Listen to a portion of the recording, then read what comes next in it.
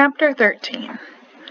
Aunt Alexandra had Calpurnia put her bags in the front bedroom.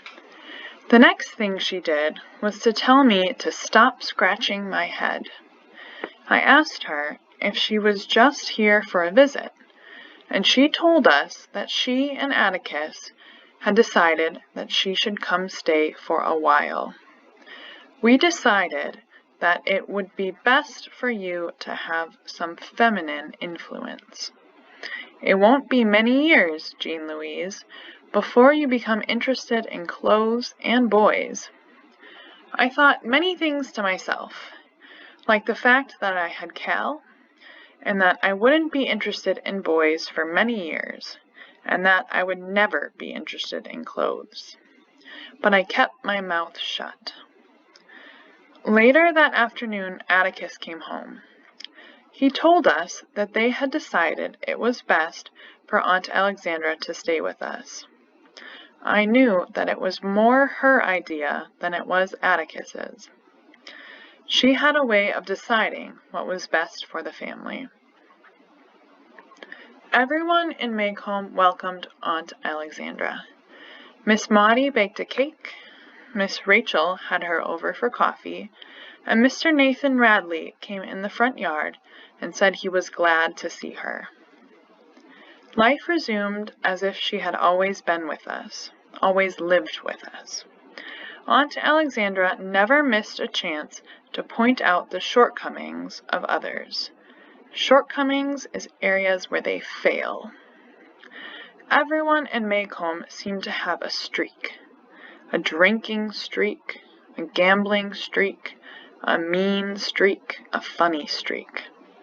She was also very occupied with heredity. Who came from what family? I had received the impression that fine folks were people who did the best they could with the sense they had. But Aunt Alexandra was of the opinion that the longer a family had been squatting on one patch of land, the finer it was. Some afternoons, Auntie had the Maycomb ladies over. Jean Louise, come speak to these ladies. When I came to the doorway, Aunt Alexandra looked like she almost regretted calling me over, because I usually was mud-splattered or dirty. Speak to your cousin Lily, she said one afternoon when she had trapped me in the hall. Who? I said. Your cousin Lily Brooke, said Aunt Alexandra. She our cousin? I didn't know that. Aunt Alexandra managed to smile to Cousin Lily that conveyed a gentle apology to her and a firm disapproval to me. I knew I was in for it when Cousin Lily left. That night, Atticus came into Jem's room, where we both were. He was uncomfortable and tried to tell us something.